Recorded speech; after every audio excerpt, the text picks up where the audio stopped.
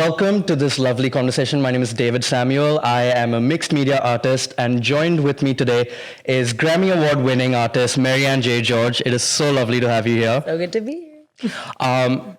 Maryanne, as I said, you're a Grammy Award winning artist, and you've won that with Maverick City Worship. Mm-hmm. And you've just recently transitioned into being a solo artist. Yeah. How's that been for you? Good. It's been good. I really feel like this last year, I made that decision last year, and like I was nervous to do that. You know, I really felt like God was calling me to kind of release more of my solo work, and my life had just completely changed having a child. And so I just felt like there was so much I wanted to say in that vein and in that space in my new role as being a mother. And so I felt really ready to like make that transition. And so I've been focusing on that, writing songs that kind of surround motherhood, just surrounding life transitions. And it's been such a sweet way to like process a lot of what's happened for me, but also to just like give other people, other women, and not just women, but just in general, people going through life transitions, just give them hope and like give them like assurance that they're not alone in the middle of all those struggles. And I think it's just really important that more Christian artists are more honest about their feelings through all of it. And so I feel really called to be in this current season of just releasing solo music. And I know there's confirmation because God has brought people to me to like help me do that. And so I've seen his faithfulness in that in this last year. So yeah. That's awesome. And so it's just been about a year that you've like started thinking about. So it'll be like this summer will be a year. Wow. That I've done. I've like made that choice. I made the decision more closer to the summer where just like, I feel really called to like do this. Was it a tough call in some ways? Because yeah, of course. Yeah. I mean, like there was a lot of security in being a part of a group like that. And I think like I knew that God had been kind of asking me to leave for a while and I was holding off. And then I just felt like it naturally happened where I was just like, okay, like I started to write more songs that had to do with things that were very not congregational and just focusing more on like people's life struggles and process. And so I just felt like it was very natural and I like really felt God in it and just that whole transition. So I feel really good about it and I feel really called to currently be here. That's awesome. You mentioned writing music that's non-congregational, and so I imagine with writing secular music, you feel a sense of slightly more creative freedom in what you can say or what you can produce. But how do you balance having creative freedom with staying true to your calling? Yeah, so I think like when it comes to having a call, like if you're talking about my calling specifically, right? My calling is very public, right?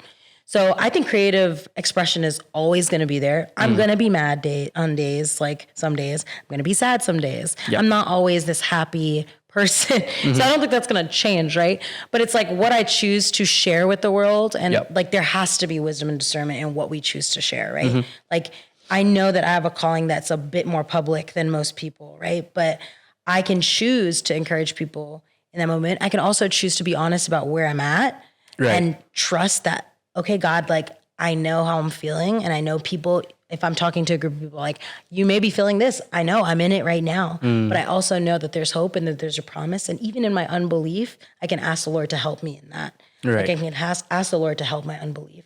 I may not fully get it right now. I'm in a season where I may not get it right now if I'm talking to people, right? Like, so it's just like allowing yourself to be honest, but also pointing to something that's bigger. Like feelings are not always facts, right? But it's like when we trust the Lord and entrust him with our heart, like we can trust that he's going to give us the grace and the wisdom to make decisions that are right for us. And so I think that there's always going to be creative freedom, but like what we choose to share with others is where that line has to be defined, right? So I think like David shared Psalms of the world that were like just him being upset a lot of the time. But like when we, and like when we look at Psalms though, we find like assurance in some of that. Like man, David was a man just like us, like, and had struggles just like us. And I really feel like that was so intentional of God to allow those things to be in the Bible. Because it's easy to just write away like all of your feelings and just be like, yeah, God is good. Like I lost my whole family, but God is good. Like there's grief, there's pain. Those things come with being human. And I think like David was a perfect example of someone who showcased that and like struggled through that. Job was another person, like you hear him cry and hear him talk about how unfair he feels like things are. And God made space for those things. You know, like he made space for people to have doubt and to have fear and to have like all those things. He made space for him, but he was very loving in the fact that he also was like, I'm here with you through it. Yeah. Like, I'm here with you in the middle of it. Like, I'm not just a God that brings you through it, but I'm also a God that's in it with you. And so I just think that it's so important for people to remember that. And so when you ask me about like creative freedom and calling, like, I think that like, as long as God's in it with you, like there's really no place you can go wrong because he's with you. And so it's just what we choose to show the world. Like if you're in a more public platform, what you choose to show like the world in that. Like, are you pointing to hope? Ultimately, is that something you're doing? Like that should be the goal, right? So. And you mentioned that, you know, the line that needs to be defined is what you put out publicly. But how have you, through your career, found a sense of being able to define that line for yourself? What have been some key moments for you where you've maybe faced conundrums of what you should say or should not say? And it's not easy, one as a woman and as a person of color in the States. So how have you found balance through that? Yeah, so that's a bit more practical. And I think like, for me, I have a good group of people I trust that like there were certain collaborations I was doing and I still am doing where I'm like still not sure how it's going to be well received, but I felt a lot of peace going into it, doing them. And like, but I would ask my trusted family or trusted friends, like, how do you think this would translate? Like, I want people to feel this. This is what my goal is, but how do you think it's going to translate? Right? Getting wisdom in those ways. Sometimes if I know I'm really called to do something, it's like very antithetical to what I've done before. Like I just operate on what I feel like God's calling me to do. So if it's like, no, I feel like this is a thing that God's asked me to do, I'm just going to walk there and maybe people are not going to get it. And I'm okay with that loss, right? Like I'm okay with that. But there are other times where it's just like my friends will, if I ask my friends, like I'm very careful in general about just like the things I share. But like if I'm like contemplating something, I'll ask my friends and be like, what do you think? Like, what do you think of that? Like, or what do you feel of this? And they're like, yeah, I wouldn't say it this way. Maybe say it this way. And like getting very practical, like iron sharpens iron type of thing, where it's like they're advising me and encouraging me and I trust them and they also hear from the Lord. And so I think that like is a really practical way of like knowing that line because it's not always a clear line. It's not always a clear line. And also just being okay. Like, I think there was also a point where I was like, I'm not going to please everybody. Like, and I have to be okay with that. Like, I know that I'm not going to have everyone like me. And I think that's a maturity thing that comes with time. Like, it's just knowing that not everyone's going to like you and we don't live for the applause of man or like the praise of man.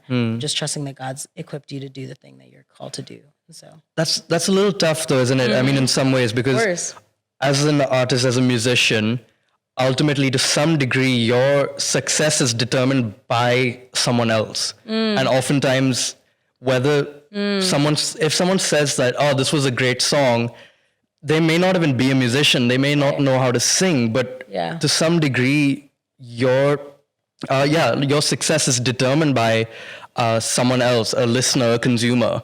So how do you make peace with the fact that, you know, not everybody's going to like something? Or I think that comes with how you define success. Because I don't always think success comes by them. Like, I don't always believe that your success as an artist, let's say, is driven by the consumer. I think it's what you define as success, right? For me, success is putting it out.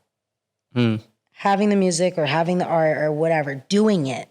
Because people don't even realize the whole hurdle it is to just get it out into the world. Right. To me, that's the success. Now, if you're talking about money and monetary numbers, to some people, that is also success. Like, what is success to you? As you start like doing more and more art and you start rising, your definition, this happened to me. That's why I'm saying my definition of what success is changed. And like, as you start moving up, it's like, what is success to you? For me, it's like if I was true to myself, if I was authentic to what I felt like I was called to do in that moment, if I felt like the message that I had was out, like all those things, if it felt like I stuck to who I was, that is success to me. Right. You know, for my upcoming album, right? One of the things I was telling my producer was, like, to me, if I can release this next album and my parents understand what I'm going through, that feels like success. Right. So it's like each thing, it's different what success looks like. Yeah. So it's like when you have that definition of what success is, it becomes easier to make those choices and make those decisions, right? Yeah. So for me, when it comes to like posting on social media, right? I'm like, it has to reflect who I am, has to feel like me, has to reflect my values. So to me, I'm like, if those 3 things are there, or if those, not just 3 things, but like just those general ideas are there, successful to me. It may not get the most likes, it may not get the most comments, it may not get the most like conversation, but it feels very true to who I am. And that is, if I'm confident in my identity as an artist, if I'm confident in who I am as a child of God, like that is very successful to me. I've released it. It feels true to me. It may not impact anybody in this generation. Maybe it's generations previous. It may never impact anybody in the way that it impacted me. Right. But I feel called to release it because it impacted me. It's my testimony to the world, right? Correct. So, and it's like, what is art, right? So it's like art to you is like, for me, I feel like it's an expression of me processing a lot of life. Yep. And for other people, they feel like your art should really appeal to the consumer. But that's not always to me, it's like your philosophies on what you believe art to be. So for me, art is not anything to do with the consumer, really. It really has to do with the self and like my expression in it. And if people understand the expression, great. You find a home in it. It's not for everybody. Your art is not going to be for everybody. But I think that's where like this capitalistic mindset comes in with art and like monetizing it and business. And it's like art was never meant to do those things. Like, I think we're all creatives, whether we know it or not. We're all constantly creating things. Yeah. Thoughts, ideas, opinions. We're creating all the time. And so it's just like, what is art to you? What is success to you? All those things come in there. And once you have an idea of what that is to you, it becomes easier to make those smaller decisions. Right. Interesting. You briefly mentioned being true to your identity. As an Indian American, Indian American, like whichever, right? I don't know. But you were born in the States, correct? Yes. So as someone who's from the States of Indian origin, how would you like, even growing up, like this is before being an artist per se, like full time and everything, but how was it for you as a representative of 2 very different and diverse cultures? Because for example, like when you're in India, you're an American person, right? Yeah, and exactly. Like when you're in the States, you're an Indian person, right? Yeah. So for you, how did you stay true to your identity? How maybe there's people you looked up to, people your surroundings in terms of who you had around you. You mentioned, also like you when it comes to defining your lines of what you say and don't say, you trust people around you. But how was it for you growing up in the States like that and just being someone who represents 2 cultures? Right. So I think that comes with a perspective on life, right? So it's like, for me, I've always tried to live my life very open-handed. So when it comes to my identity, I'm okay with people not always understanding me and being okay with that, right? So like I get into American spaces with like American people and I can assimilate. Thankfully, I'm part of both cultures, so I know how to assimilate in both. Right. But there's always a difference, right? There's always going to be a difference. And people will know that. Like when I walk into a room full of white people, I'm obviously not white. Like people know that I'm not white. And then when I come into a room of Indian people and they hear me talk, if I'm here in Hyderabad or any city in India, they know I'm not from here.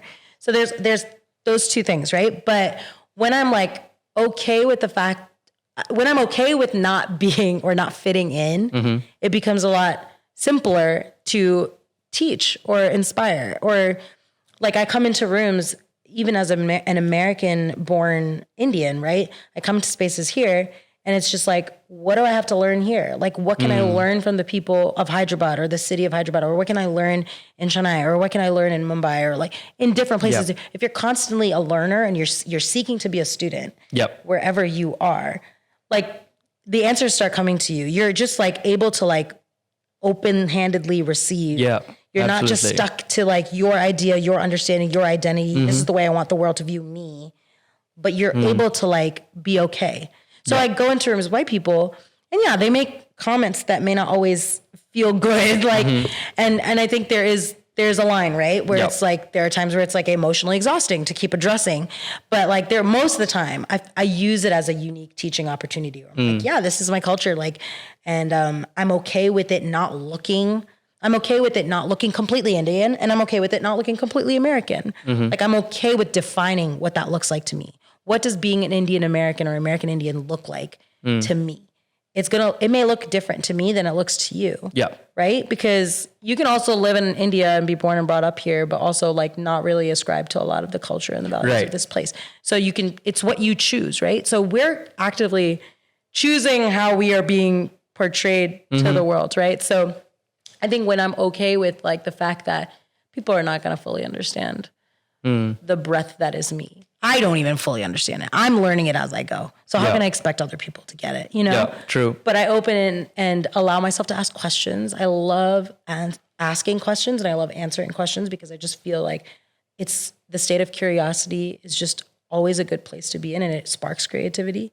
So it's just like always being curious about other people. So it's like asking people here, like, what is this like? Or and when people ask me, I'm always open to share about it. And I don't shame people for not knowing. I just teach or I ask and I learn myself. Like, so I just think you're going into life as a student and you're always willing to learn. I hope I never stop learning. I want to be a student until I die. Like, that's kind of my mindset. And that's how I approach all that stuff with identity, because it's not easy. My industry, the Christian music industry, is predominantly white. And so I've had to like kind of navigate what that looks like for me. And when I find myself overcompensating sometimes, I remind myself I'm okay to be myself here. I don't have to prove myself. And it's a constant like kind of struggle to like submit to that, you know? And so, but I give myself a lot of grace too. It's not easy. And so I think it's just like opening your hand and just allowing things to ask yourself the questions, allowing your mind to change. Because I think when you grow up a certain way, I have to like be okay with the fact that, okay, I've been like, this is the way I thought for 10 years, but I'm okay. It's okay to change your thoughts on something. Just like everything open-handed. And I think that's helped me tremendously as I navigate both of the cultures and just being a student of both. Fair enough. And you grew up in an Indian church there, right? Like that was your first church and such. Was it like, how different was that transition from going to an Indian church? And also I remember watching an interview of yours where you guys used to have just like a Malayalam service, and then like slowly it became like English and then Malayalam, and then, you know, and it's really nice to see churches also adapt and change as per culture to be more inviting and welcoming, because I think for me, that's what church is supposed to stand for. Church is a place for uniqueness and diversity. And but how is it for you, like growing up in an all Indian church to suddenly like going to like an English service church or like a mixed cultural church? Like, was it a big jump for you? Yeah. I mean, I think it was, but I was also involved in like InterVarsity, like college ministries that were like, that was my first exposure to like, like the global capital C church, where I'm like meeting other people who aren't Indian. And it was amazing. It was so like, when we grow up in an Indian church, the scope of what we struggle with is so small. We're not dealing as much with like brokenness or like poverty or, you know, like that's just not in America. In the church I grew up, that scope was much smaller.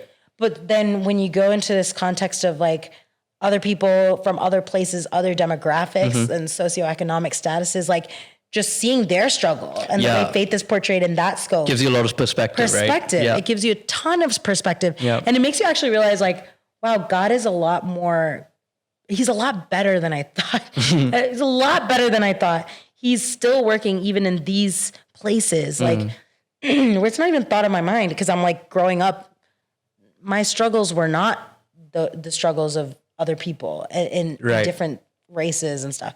So just seeing the Lord show himself in those places was really, really beautiful. But I think we also have a unique experience as immigrant Americans, like what that looks like. And like, I think navigating culture in general, just like, I love that you mentioned that my church was like one of those first that like had the English service. And I thought that was really powerful, because I wouldn't have been able to feel as an Indian American equipped to serve my generation or my community if my church didn't take that stand of like, hey, like the younger generation matters. We might be immigrant Americans and we may have came here for a better opportunity. And now the opportunity is here. Our children are here. And how are we going to showcase faith for them? Like we have to start adapting to certain things. I believe being Christian is countercultural in general, but it's like, there are certain things where it's like, how are your children, like we have to start caring about this upcoming generation. What are we doing to best serve them? Because our lives are going to be gone. Like we're going to be gone. Yep. When I look at my daughter, I'm like, the life and the world she's going to grow up is much different. The culture is going to be different. It's already different. The things and the values that I hold on to, I don't expect my daughter to hold on to all of them because there's different values that she's going to have. Yeah. And so what like can I do to help them like know their identity, know who the Lord is, like and like be confident in that. Right. And sometimes that goes with breaking certain cultural barriers. And so I'm really grateful my church did that, even though it was not the most popular thing to do. A lot of Indian churches were not doing that, but they prioritized an English service.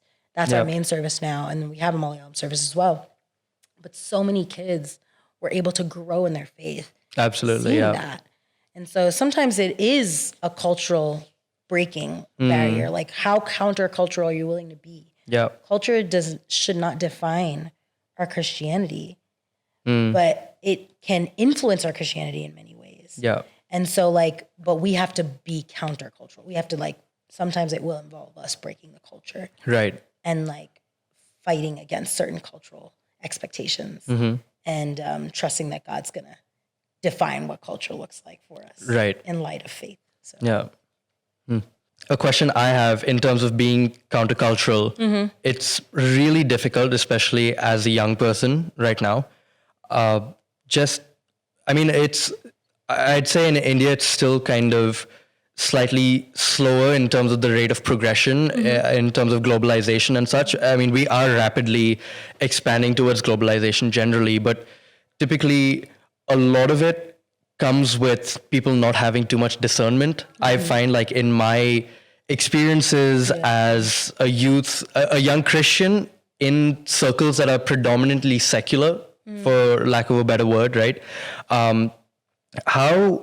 What kind of advice would you give a young person to use discernment in terms of, when to be countercultural or what kind of values that they should be, what kind of values should they welcome in terms of change and progress of culture? Right. And where do you kind of have to, as a Christian, kind of put your foot down and say, no, I think this is... I think what the answer for you is going to be different for me. Yeah. Each of us have a difference in that. That's conviction, and that comes with the relationship. So for me, the first question is, you want to grow in discernment, like grow in your relationship with the Lord. When you know, like let's say your dad, like your dad well enough to know what if you went somewhere, how he'd react to certain things. Right. So it's like with relationship comes that knowledge of like you're able to discern how your dad's gonna say something or how your mom's gonna say, or siblings or friends. Like with the relationship with people, we can better discern their responses, their reactions. It's the same thing with the Lord, right? So it's like when we have more authentic relationship with the Lord, not just like namesake relationship, but like actual authentic relationship, getting him involved in the nitty gritty, the messy parts of our faith in our life. When we're able to do that and we're inviting him into those spaces and he shows himself to us in a really unique way, like we get to understand who he is better. And so it's like beautiful to like just witness the Lord and see how he's like moving and see how and through those relationships, our discernment grows through that relationship. Right. Our discernment and our understanding of who he is, our understanding of like, our heart will start beating for the things his heart beats for. Our hearts will start breaking for the things that his breaks for. Right. So it comes with, if you want to grow in that discernment, it comes with growing in relationship. And then once that relationship is there, and what relationship looks like for me, it'll be different like with you. You may have a different conviction than me. Absolutely. When it comes to this. Like, and so it's okay. Those differences are very okay. Yeah. And so I think it's just knowing those things. Like, when you grow in relationship, being okay with the fact that like my response to something might be different from yours, and that's okay. Yep. Like we're still serving the same God. It's possible for our differences to be different. Yeah. Okay. And speaking of discernment and being countercultural, one of the biggest debates and an unsettled debate over here especially is what kind of art can Christians create? If you're Christian And if you serve in church, maybe does that mean you can only make Christian art, or serve only in the worship team? Or if you're a drummer, can you also play with a band that performs at bars or clubs? What's your take on that? I'm curious.